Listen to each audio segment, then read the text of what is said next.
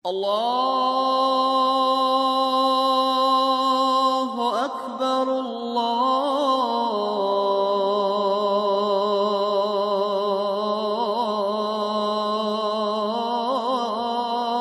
Akbar.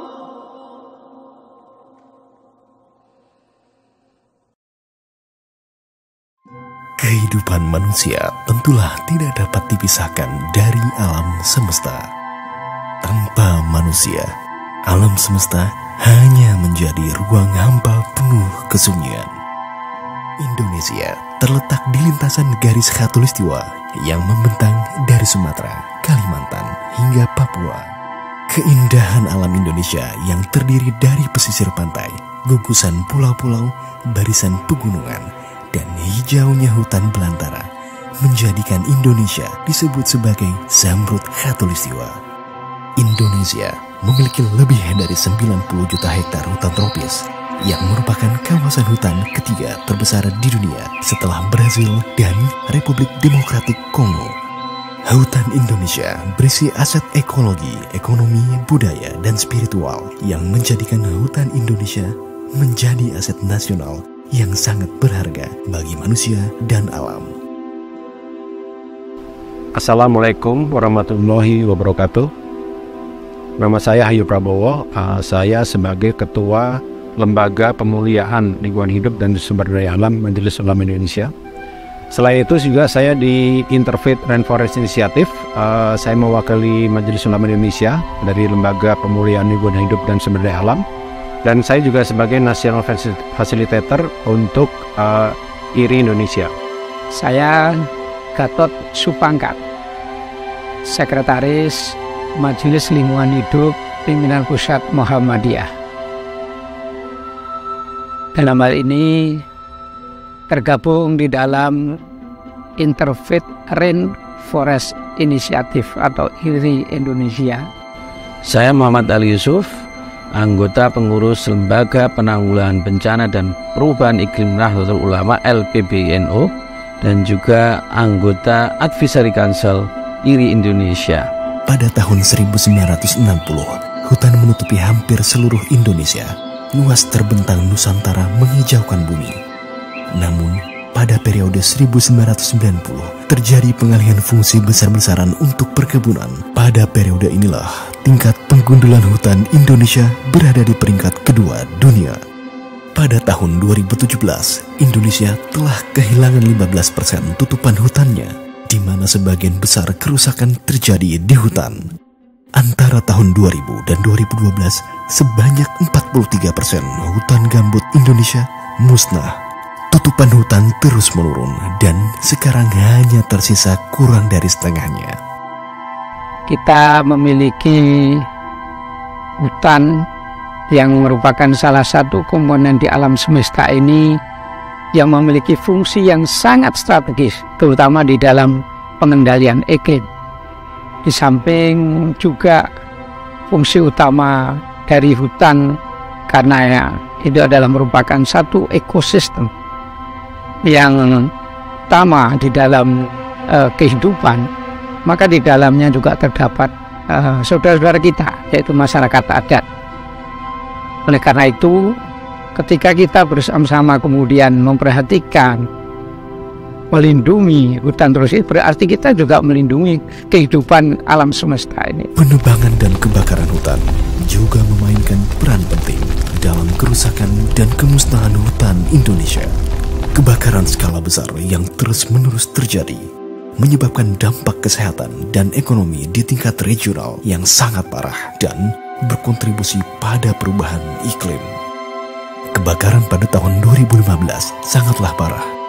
Sekitar 2,6 juta hektar lahan terbakar antara bulan Juni dan Oktober tahun itu, menyelimuti Indonesia dan negara-negara tetangga dengan asap beracun selama berminggu-minggu dan menyebabkan gangguan pernafasan hingga kematian. Nah, dalam pandangan Islam untuk hutan tropis ini adalah terkait tadi ya dengan kita sebagai Khalifatul fil Ard gitu ya, bahwa hutan tropis itu sangat banyak keanekaragaman hayati, banyak makhluk hidup. Nah, di sana Islam itu kita ada maqasid syariah, kita kenal tujuan syariah. Jadi tujuan syariah itu adalah hifzuddin, Jadi menjaga hutan adalah kita menjaga agama. Karena apa? Karena memang tadi adalah tuntutan tanggung jawab kita sebagai khalifatullah fil ard. Kita sebagai juga harus Islamnya rahmatan lil alamin gitu, hibzuddin. Ini adalah hibzul aql, bahwa hutan itu memberikan juga kita ilmu ya, ilmu Allah. Karena kita tidak bisa melihat Allah, maka kita hanya bisa melihat ciptaannya. Juga sebagai marifatullah gitu. Jadi kita mendekatkan diri pada Allah. Kemudian adalah bahwa yang ketiga adalah hibzul aql, hibzul nasl ya. Hibzul nasl itu adalah bahwa hutan itu memberikan kekayaan ya. Kekayaan tidak hanya memberikan ekosistem ya. Ekosistem itu kekayaan tidak hanya uang, tapi bagaimana mendapatkan udara bersih, air bersih, kemudian bahan-bahan pangan, dan seluruhnya itu bersumber daripada hutan itu sendiri. Kemudian yang keempat adalah hifzun nafs, jadi menjaga jiwa. Bahwa dengan kita menjaga hutan itu, bahwa kita dapat menjaga banyak jiwa ya. Karena sekarang ini misalnya perubahan iklim itu akibat daripada salah satunya deforestasi atau penggunaan hutan. Hutan itu adalah satu-satunya cara yang paling efektif bagaimana untuk mengendalikan perubahan iklim ini. Jadi kalau kita menyelamatkan satu jiwa, seolah-olah kita menyelamatkan seluruh jiwa yang ada di bumi ini. Nah, yang terakhir adalah hifzul mal. Hifzul mal itu adalah bahwa hutan itu sebuah kekayaan ya. Kekayaan itu harus kita jaga bersama. Kekayaan itu untuk anak cucu kita, dan itu tidak kita habiskan pada saat ini. Jadi itulah tujuan daripada kita menjaga hutan, adalah sebenarnya tujuan kita menjaga tujuan syariah itu adalah maqasid syariah. Saya akan memaparkan beberapa hal saja dari pandangan keagamaan Islam tersebut. Yang pertama adalah manusia dan alam itu adalah makhluk Allah. Keduanya sama-sama makhluk Allah, sehingga memiliki posisi yang sejajar sebagai makhluk Allah. Hubungan antara manusia dan alam itu dibingkai dengan akidah atau tauhid. Oleh karena itu, manusia tidak bisa memperlakukan lingkungan ataupun alam secara semena-mena, tetapi harus memperlakukannya dengan sebaik-baiknya. Jadi ada beberapa hal prinsip dasar ajaran Islam yang mendasari bahwa Islam sangat tegas atau memerintahkan manusia untuk berbuat kebaikan di muka bumi dan melarang berbuat kerusakan di muka bumi. Ada sekitar 40 ayat yang memerintahkan hal ini. Selanjutnya, tugas utama manusia sebagai khalifah Allah di bumi adalah memakmurkan bumi dan membuat kehidupan bumi sejahtera. Ini termaktub dalam Al-Quran surat Hud ayat 61. Dan selanjutnya adalah bahwa ada 3 hal yang sangat diperhatikan dalam Islam, yaitu hutan atau padang rumput, kemudian air, dan kemudian juga energi. Dalam hadis Nabi sangat jelas, an-nasu syuraka'u fi thalatha, al-kala wal ma' wan nar. 3 hal ini ada unsur atau prinsip-prinsip yang harus diperhatikan dalam pemanfaatannya. Yang pertama adalah prinsip kepentingan umum, tidak boleh ada monopoli, dan prinsip keberlanjutan. Akan datang titik di mana kita tidak bisa mengembalikan yang telah hilang. Jika setiap pohon telah ditebang dan hutan terakhir telah musnah. Kepedulian pada alam merupakan ajaran agama dunia. Dan kini saatnya untuk memperkuat dan menggerakkan sumber daya spiritual kita, pengaruh kita, dan otoritas moral. Untuk secara bersama-sama menegaskan bahwa menjaga hutan tropis merupakan kemuliaan, dan penggundulan hutan tropis menciderai kemuliaan kehidupan. Interfaith Rainforest Initiative atau IRI adalah aliansi internasional lintas agama, wadah bagi para pemimpin agama dan komunitas agama untuk bahu-membahu dengan masyarakat adat, pemerintah, masyarakat sipil, dan dunia usaha dalam aksi-aksi yang melindungi mereka yang berperan sebagai penjaganya. IRI membawa suara moral tentang perlindungan hutan tropis, perubahan iklim, masalah masyarakat adat, dan pembangunan berkelanjutan. Prakarsa bekerja melalui program nasional di Brazil, Kolombia, Republik Demokratik Kongo, Indonesia, dan Peru. 5 negara yang memiliki lebih dari 70% hutan tropis dunia yang tersisa. Kita mengenal atau dalam Islam mengenal ada konsep dan praktek hima atau konservasi alam, dan ini dilakukan sejak zaman Nabi Muhammad SAW. Pada zaman Nabi Muhammad SAW, luas lahan yang dijadikan sebagai konservasi atau hima itu lebih dari 2000 hektar. Dan praktek ini dilakukan terus oleh sahabat Nabi Muhammad dan generasi selanjutnya. Dan sekarang ini kita mengenal ada namanya wakaf hutan, yang menurut saya atau kita semua adalah ini merupakan kontribusi yang nyata untuk perlindungan hutan tropis yang dilakukan oleh umat Islam dalam rangka perlindungan lingkungan dan pemeliharaan lingkungan hidup. Jadi banyak hadis itu ya, misalnya bahwa kalau kita menanam pohon itu, bahwa kita seolah-olah ada amal jariah. Jadi segala sesuatu makhluk ya yang memanfaatkan pohon itu atau buah itu kita akan mendapat pahala. Nah, buah juga di dalam pohon itu di dalam Islam itu adalah pohon buah ya, karena pohon buah itu menyediakan tiga hal, yaitu dia menyediakan buah-buahan untuk kita makan, dia menyediakan juga bahan bakar dari batang-batangnya, dan dia juga menyimpan air ya. Jadi karena melalui akar-akarnya. Jadi pohon itu adalah sebenarnya kalau kita melihat SDGs ya, atau Sustainable Development Goals, itu dia menyediakan air, pangan, dan energi itu yang sebenarnya adalah sangat penting bagi manusia. Nah, ini juga menyangkut hadis yang lainnya bahwa Rasulullah SAW bersabda, anasu surukau fitalas, manusia berserikat dalam 3 hal, itu fil kala, wanar, walma. Jadi manusia berserikat dalam kala itu adalah tumbuh-tumbuhan atau makanan gitu ya. Kemudian nar itu adalah api atau energi. Yang ketiga adalah ma atau air. Jadi banyak contoh-contohnya bagaimana kita juga diminta bisa menjaga, karena pohon dan binatang-binatang itu sebenarnya bersujud dan mereka seperti umat-umat ya, seperti kita ini. Kita harus menjaga mereka, dan itulah tuntunan-tuntunan agama yang jelas ya dari hadis maupun dari Al-Quran itu, bahwa kita harus menjaga hutan itu sendiri. Sudah saya sampaikan bahwa yang namanya hutan, keberadaan hutan itu sangat-sangat strategis sehingga harus dilindungi. Muhammadiyah telah melakukan upaya untuk melakukan upaya ke sana. Salah satu program yang digagas oleh Muhammadiyah dan dikembangkan saat ini, baik di kawasan tanah wakaf Muhammadiyah maupun di beberapa kampus, itu sudah dilakukan. Bagaimana contoh di Sorong, di Universitas Pendidikan Muhammadiyah Sorong, mereka mengembangkan juga dengan Green Campusnya. Atau saat ini saya berada di lingkungan kampus Universitas Muhammadiyah Yogyakarta. Ya, kita lihat di belakang kita ini sudah ada ribuan tanaman vegetasi yang cukup signifikan di dalam melakukan penyerapan gas rumah kaca. Ada 17, karena 17 sekitar 17% ya sumbangan ketika kemudian terjadi deforestasi, penggundulan hutan atau pohon ini. Oleh karena itu Muhammadiyah sangat concern terhadap itu. Maka kami punya program yang namanya kawasan penyejuk bumi. Jadi kawasan penyejuk bumi ini ada suatu kawasan di mana kita menanam pohon, tetapi tidak sekedar asal hijau pohon, tetapi adalah pohon yang mampu mempengaruhi ekosistem setempat, baik di atas permukaan tanah maupun di bawah permukaan tanah. Karena kita tahu pohon ya rata-rata per tahunnya mampu menyerap sekitar 1 ton CO2. Di sisi lain berarti juga 1 ton ya, 1 ton dia mampu melepaskan, memberikan kontribusi oksigen.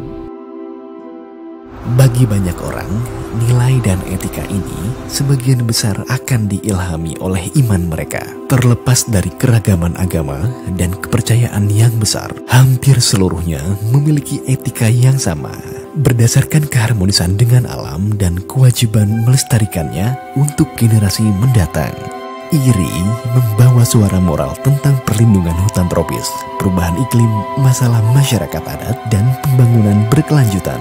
Nah, kolaborasi dengan lintas agama sangat penting ya, karena ini masalah kemanusiaan ya. Dalam kemanusiaan seluruh agama itu mengajarkan bahwa kita harus sama-sama menjaga, meskipun dalam konteks akidah kita berbeda, tapi kalau dalam Islam itu konteksnya muamalah, kita harus bermuamalah dengan seluruh pihak. Jadi ini lintas agama ini sesuai dengan ajaran kita dan kita saling menghormati masing-masing kepercayaan dan kita saling menjaga begitu ya. Nah, untuk masyarakat adat ini sangat penting juga karena intinya itu bahwa dalam proteksi hutan itu, proteksi itu biasanya masyarakat adat itu yang mereka punya pengetahuan ya bagaimana bisa hidup di hutan, bagaimana menjaga hutan. Nah, sekarang justru malah banyak pengetahuan daripada masyarakat adat itu yang umurnya sudah ratusan tahun, contohnya obat, pangan itu belum kita manfaatkan, malah banyak pengetahuan mereka diambil keluar negeri malah untuk obat-obatan, akhirnya dijual lagi ke kita malah kita tidak tahu namanya biopiracy ya. Biopiracy itu adalah kita dibajak ya pengetahuan dari masyarakat adat kita untuk kepentingan komersial gitu. Nah, kita harus masuk dalam Islam ini, kita harus bisa bagaimana pengetahuan masyarakat adat itu kita bisa kumpulkan atau namanya bioprospecting ya untuk bisa menjadi manfaat bagi kita semua, terutama juga pangan ya, karena ada 7.000 jenis pangan ya yang sebenarnya kita tahu tapi hanya beberapa ratus saja yang kita bisa manfaatkan sekarang ini. Jadi ini sangat penting bagi kita, bagaimana tadi masyarakat adat, bagaimana juga lintas agama, kita sama-sama menjaga Indonesia yang kita cintai ini.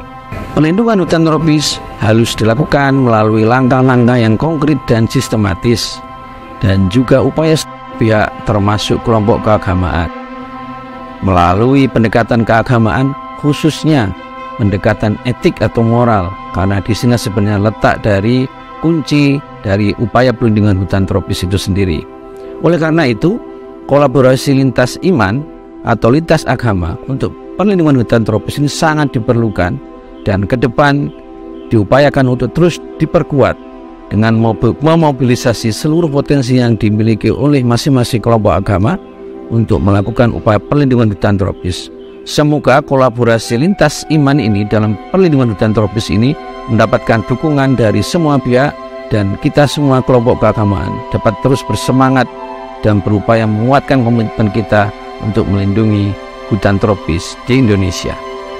Ada 5 tahapan yang perlu kita lakukan secara bersama dengan siapapun, baik saudara kita lintas agama ataupun dari lintas budaya apapun. Yang pertama, bagaimana kita melakukan keselarasan. Jadi menyelaraskan kehidupan kita dengan lingkungan kita.